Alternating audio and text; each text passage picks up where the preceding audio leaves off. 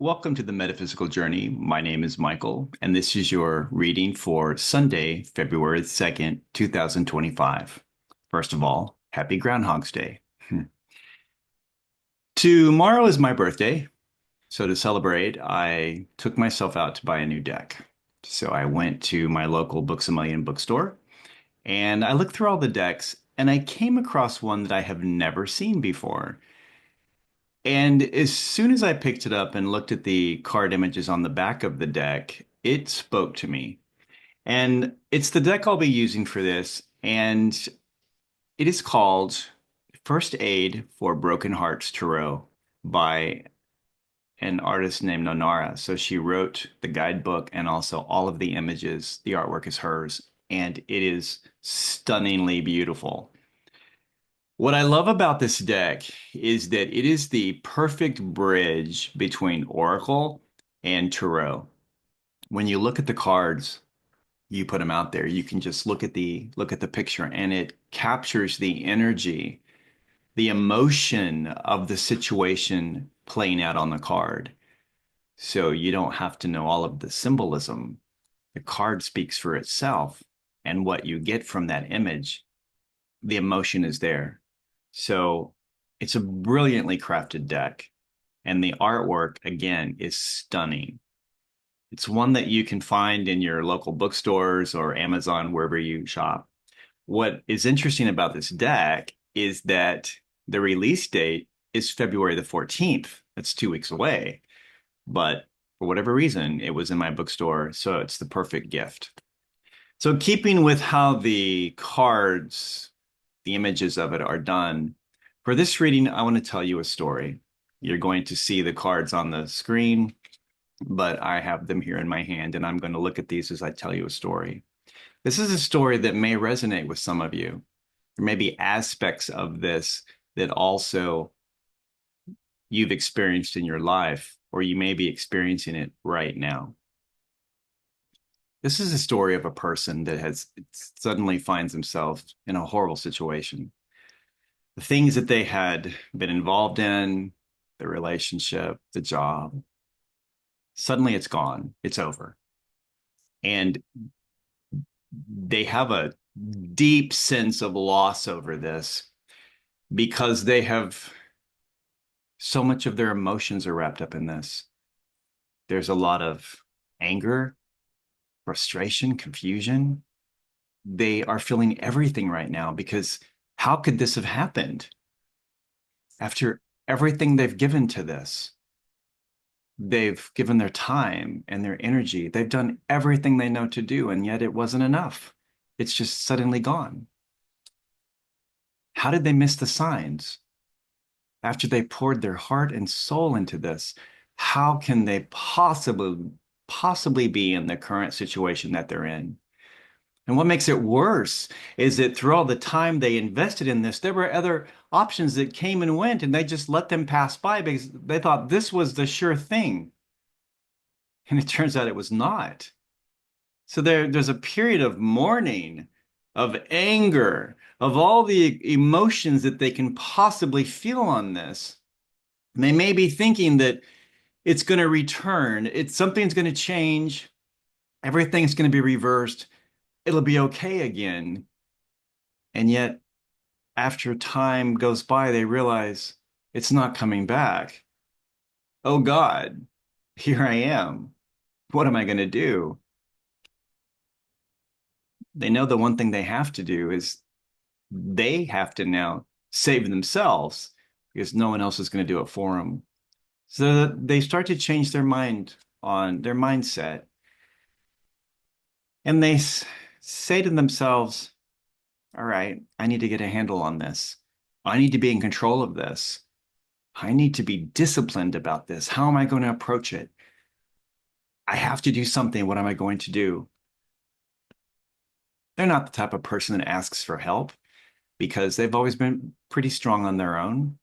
But over time, with the thing that's been going on, they've slowly taken a back seat to that and they've allowed other people to drive. And they didn't have a sense of destination. And because of that, someone else was controlling their destiny.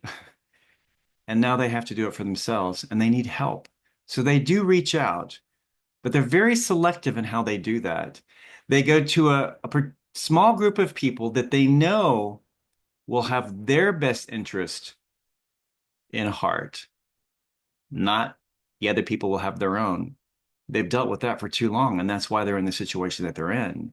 They need someone that is going to listen to them, hear them, understand where they're coming from, preferably people that have been through similar situations themselves, that have that knowledge and wisdom, and that's who they're going to trust. They're being intuitively guided to certain people to give them that information because that's right now what they need to put everything back together again and to start over. So, through the course of working with this group of people and collaborating, they start to get a better sense of who they are as a person because the other people are encouraging them saying, but you don't realize the abilities and the skills that you have. If you're looking for a new job, you're marketable because you can do this, this, and this. And they make this person start to believe in themselves again. And that makes a huge difference. That gives them a mindset shift. They change how they look at themselves. And they decide that it's time that they stand up for themselves. They speak their truth, that their voice needs to be heard, that their opinion matters, that they make a difference. And they start to feel that, not just hear the words, but they feel it in their heart, they feel it in their body, and they're like, it's a new day. I'm not going to go backwards anymore. I've got to do this for me. I have to take control and I have to be courageous because if I don't have the courage to do this, I'm never going to do it. I'm going to fail. And I have to dig deep within myself to make this happen. And I'm worth it. I'm going to do it. So from that, they create a list of goals or they write a new mission statement. This is the purpose of my life and this is what I'm going to do. And they embark on something new. They pull from all those resources that they have and they start to create magic, the magic of a new life. And they're getting their game plan together. And they now have a sense of direction of where they want to go. And as they go on that direction, one of the things that they've learned is that the past situation has had made them so angry and bitter. And they realize that in order to move forward, they're going to have to let that go to the greatest extent possible. And they say, as I move forward, I'm going to be a person that's not filled with anger or bitterness. I'm going to let that go. I'm going to be a person that's loving and compassionate in spite of all of that. I'm going to be true and authentic to myself.